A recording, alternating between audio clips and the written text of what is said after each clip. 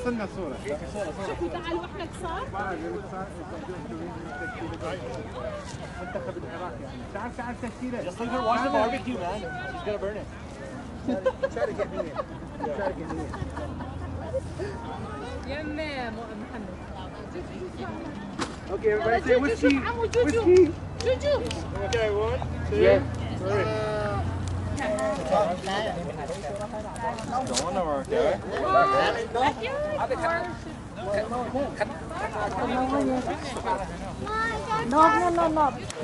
Và lâu này nè chị tìm được đây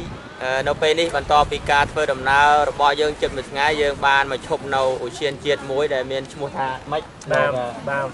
hay dương ở quay để dương có chầm nam khơi bàn to pika phơi đầm nào chi lan cắt prey cắt nôm ní đôi chầm sau miền đam chơi tế có bàn tay ở quay để chị ca cha bà ròm nó bao dương khơi tha nấu đầm bòn ní có đôi chân nấu bờ tây Canada chỉ bị sai nó khai Alberta ní cứ cần lại na để miềnទឹកស្ទឹងឬទឹកហូរពីលើភ្នំគឺគេតែងធ្វើជាតំបន់ទេសចរណ៍ធម្មជាតិឬហៅថាឧទ្យានជាតិហ្នឹងដែលជាកន្លែងសម្រាប់ប្រជាពលរដ្ឋអ្នកប្រុសអ្នកស្រីចាស់ក្មេងគ្រប់ជាតិសាសន៍ដែលរស់នៅក្នុងប្រទេសកាណាដាហ្នឹងមកលំហែកាយស្រូបខ្យល់អាកាសបរិសុទ្ធជួបជុំគ្នាហើយក្នុងនោះក៏អនុញ្ញាតឲ្យមានការទទួលទានក៏ដូចជាការធ្វើម្ហូបឥឡូវនេះគឺក្រុមគ្រួសាររបស់លោកដាវហ៊ួនប្រធានសាខាសហព័ន្ធខ្មែរកម្ពុជាក្រមប្រចាំខេត្ត Alberta ហ្នឹងក៏ឃើញវិច្ចំមកច្រើនមែនទេមានអីខ្លះបងមានពាកូននេះមានសាឡាត់អូឡាច់នំបញ្ចុកហើយនេះសាច់ម៉នហើយនោះតាកូបងម៉ាតាកូបាទឧបករណ៍ផាច់ផ្សេងៗបាទមានលបាយចូលតាមផងកន្លងមកបងឆ្លងធ្វើអញ្ចឹងច្រើនដងហ៎ធ្វើទៅរៀងរាល់ឆ្នាំចារាល់ឆ្នាំដល់លេងមកហ្នឹងហើយបាទមកអាំងសាច់អាំងអីហ្នឹងហើយល្ងាចហើយបើឡើងប្រទេសដល់លេងជុំទៅក៏ស្គាល់ឡើងប្រទេសបាទនេះគឺជាគេហៅថាការរៀបចំដ៏ល្អរបស់រដ្ឋាភិបាលដែលអនុញ្ញាតឲ្យប្រជាពលរដ្ឋរបស់គេហ្នឹងមានកន្លែងកំសាន្តសម្រាប់កាយប៉ុន្តែបើកលេចមើលទៅប្រទេសកម្ពុជាយើងកន្លែងណាមានបឹងមានទលេងលុបចង់អស់ហើយដូច្នេះហើយវាគឺជាការព្រួយបារម្ភមួយដ៏ធំធេងប្រសិនបើយើងនៅតែក្នុងប្រទេសយើងមិនបានមកឃើញប្រទេសគេប្រហែលជាយើងគិតថាវាជារឿងធម្មតាទេចំពោះការលុបបឹងលុបព្រែកប៉ុន្តែបើយើងបានមកឃើញទស្សនវិជ្ជាផ្សេងរបស់ប្រទេសរីកចម្រើនជាពិសេសគឺប្រទេសកាណាដានេះតែម្ដងទើបយើងមានអារម្មណ៍ថាសោកស្ដាយសម្បត្តិធម្មជាតិដែលផ្ដល់ឲ្យយើងសម្រស់ដ៏ល្អផូរផង់យើងមិនចេះឆ្នៃឲ្យទៅជាកន្លែងដ៏មានប្រយោជន៍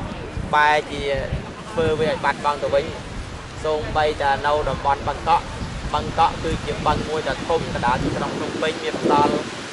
ធាតុត្រជាក់ដល់មនុស្សក្នុងក្រុងស្រូបទឹកភ្លៀងមិនឲ្យមានទឹកជន់លិចលង់ប៉ុន្តែរដ្ឋាភិបាលលុបអស់ព្រោះតែភ្លៀងមកលិចបណ្ដោយគឺថាយើងអត់បានធ្វើប្រព័ន្ធលូមុនទេពេលខ្លះប្រទេសគេក្រុងផ្សេងវាអត់មានបឹងទេក៏ប៉ុន្តែវាអត់លិចដោយសារថាគេមានប្រព័ន្ធលូព្រមដីហ្នឹងមានបានល្អរួចដល់យើងលុបបឹងហើយបានធ្វើលូតាមក្រោយដូច្នេះឲ្យតែភ្លៀង1មេ2មេមកគឺលិចអស់ហើយអញ្ចឹងយើងមានការជម្រាបជូនបងប្អូនតែប៉ុណ្ណឹងដល់សូមដល់អារម្មណ៍បងប្អូនជួបជាមួយលោកអនុប្រធានសហព័ន្ធខ្មែរកម្ពុជាក្រមពិភពលោកតិចលោកមានអារម្មណ៍បែបណាដែរឃើញការរៀបចំប្រទេសលោកនៅអាមេរិកហើយលោកមកដល់កាណាដាទៀតឃើញអាមេរិកកាណាដាហ្នឹងវាយ៉ាងម៉េចបាទនៅនេះទឹកដីនៅទលំទលាយច្រើនពួកខ្ញុំមកពី Long Beach បាទនៃរដ្ឋ California នៃសហរដ្ឋអាមេរិកនៅ Long Beach នេះមនុស្សវាច្រើនដោយសារធាតុអាកាសវាល្អដែរប៉ុន្តែមិនល្អដូចនៅខេត្ត Alberta ប្រទេសកាណាដាទេបាទហើយជំនឿសារមនុស្សច្រើនតែនេះធាតុអាកាសល្អណាស់ហើយខ្ញុំវាមានបញ្ហាសុខភាពខ្លះត្រូវការខ្យល់បរិសុទ្ធច្រើនមកទីនេះខ្ញុំស្រួលខ្លួនច្រើនព្រោះត្រូវការអុកស៊ីហ្សែនច្រើនសម្រាប់ដកដង្ហើមហើយឃើញស្លាមុខស្លាមាត់នេះជាលើកទី2ដែលខ្ញុំបានមកដល់ទីនេះ3ឆ្នាំមុនខ្ញុំបានមកម្ដងបាទប៉ុន្តែមិនបានមកដុតសាច់ទេគ្រាន់បានមកដើរមើលទេសភាពល្អកន្លែងលោកសើងវ៉ាចិត្តចានហ៎